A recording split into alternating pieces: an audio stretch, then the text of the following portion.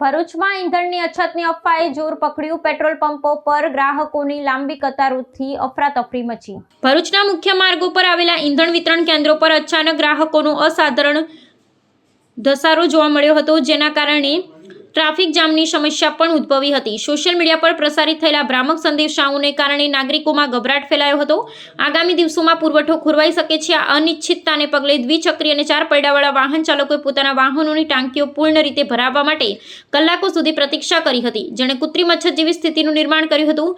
જિલ્લા પુરવઠા અધિકારી અને પેટ્રોલિયમ સંચાલક મંડળના પ્રતિનિધિઓએ સંયુક્ત નિવેદન જારી કરીને જણાવ્યું છે કે રિફાઇનરીઓમાંથી આવતો જથ્થો નિયમિત છે અને સંગ્રહ કરવાની કોઈ આવશ્યકતા નથી। વહીવટીતંત્રના મતે કેટલાક અસામાજિક તત્વો દ્વારા ફેલાવવામાં આવતી અફવાઓથી જનજીવન પ્રભાવિત કરી રહી છે, જે આર્થિક અને સામાજિક રીતે નુકસાનકારક સાબિત થઈ શકે છે। પંપ સંચાલકોએ ખાતરી આપી છે કે તેમની પાસે આગામી સપ્તાહ સુધી ચાલે તેટલો અનામત જથ્થો પહેલેથી જ સંગ્રહિત છે, તેથી ગભરાવાની જરૂર નથી।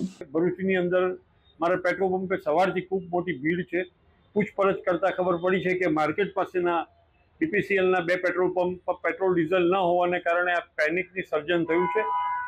વધુ તપાસ કરતાં ખબર પડી કે બધી જ જગ્યાએ આજે પેટ્રોલ આવી ગયું છે અને આ મારા પેટ્રોલ પંપ પર અત્યારે પણ ટેન્કર પેટ્રોલ લઈને ઊભી છે।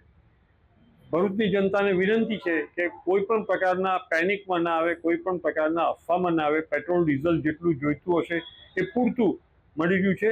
સંગ્રહખોરી ના કરશો એવી આપ સૌને મારી નમ્ર વિનંતી।